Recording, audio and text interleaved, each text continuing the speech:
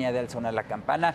Hola Carlos, gusto en saludarte en este arranque de año. Compártenos por favor la perspectiva de Bank of America Merrill Lynch para 2018. ¿Cuánto prevén que crezca la economía mexicana? ¿Qué esperan para la inflación? ¿Cuál será la postura del Banco de México? Hola Víctor, ¿qué tal? Muy buen año. Pues en efecto, mira, presentamos nuestros pronósticos para este año y lo que estamos esperando es que la economía tenga como dos partes. Una primera parte es que impulsada por un muy buen crecimiento en Estados Unidos después de la reforma fiscal que ha sido aprobada, pues que las exportaciones en México se vean fortalecidas, también el turismo, también las remesas que de Estados Unidos hacia México, y esa es una parte de la economía que creemos que va a estar funcionando bien. Sin embargo, la parte doméstica de la economía, el consumo, la inversión, esa tenemos algunas preocupaciones. Por el lado de la inversión, pues vemos que hay mucha incertidumbre, pues hay un proceso electoral, hay incertidumbre respecto a qué le va a pasar al Tratado de Libre Comercio, y eso hace que muchos proyectos de inversión se retrasen. La inversión pública, vemos que ahí ha estado una buena parte del recorte que se ha dado como resultado de la consolidación fiscal. Así es que la inversión la vemos como un poco de capa caída. Y el consumo, que es la parte más grande de la economía, pues también lo vemos desacelerándose. Y eso en parte es pues por la inflación, que vimos que acabó el año en 6.80, bastante alta. Y pues porque debido a esa inflación el Banco de México ha estado subiendo las tasas de interés para combatirla, pero las tasas también están bastante altas ya, en 7.25 la tasa Banco de México. Entonces estas dos cosas creemos que ya le están afectando al consumo y que lo seguirán haciendo.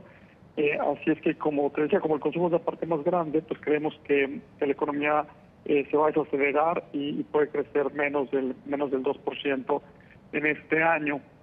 La inflación, después de la medicina que está aplicando Banco de México, creemos que va a empezar a disminuir lentamente y vemos que estará la mayor parte del año cercana a 4%, y creemos que ya para finales del año podría estar por debajo del 4%. En esta coyuntura me preguntabas de Banco de México, y bueno, pues con la inflación tan alta, el Banco de México todavía tiene que estar muy vigilante, y con toda la incertidumbre que hay que podría afectar al tipo de cambio, al peso, pues creemos que Banco de México va a tener que subir por lo menos una vez más, y que los riesgos son a que suba más en los siguientes meses. Si bien para finales del año, como te decía, ya con una inflación más baja, pues podría haber ahí una ventana para que ya no siguiera subiendo, e incluso si las cosas salieran muy bien, pues para que pudiera encontrar espacio para bajar tasas. Carlos, en tu opinión, ¿el tipo de cambio seguirá siendo un amortiguador para la economía mexicana? Aquí el riesgo es que la depreciación del peso se siga trasladando a la inflación, ¿no? Sí, exacto. Lo que hemos visto en los últimos años es que ha sido un excelente amortiguador. Pero bueno, por más que el traspaso del tipo de cambio a los precios es bajo en México, pues la depreciación acumulada ha sido ya significativa, y por lo tanto, pues sí, la inflación está alta, las expectativas de inflación en riesgo, y efectivamente pues hay que tener cuidado con eso. Pero sí, creemos que el tipo de cambio seguirá siendo el amortiguador y lo vemos muy volátil. Hay varios eventos en los siguientes meses por los cuales el tipo de cambio seguirá en esta montaña rusa que ha tenido en los últimos meses, y con una tendencia a depreciarse. Esos serán los riesgos en su escenario base. Estamos hablando de renegociación del Telecán, las elecciones presidenciales en México y ahora pues también los efectos de la reforma fiscal en Estados Unidos, ¿no?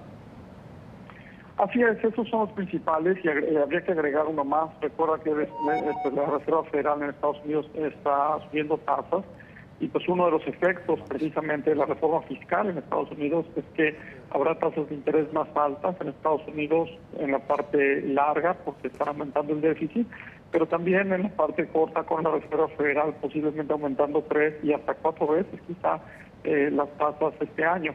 Eso sin duda significa presión para las tasas en México. Así es que lo del Tratado de Libre Comercio, las elecciones, la reforma fiscal de Estados Unidos, pero también hay que agregar la FED.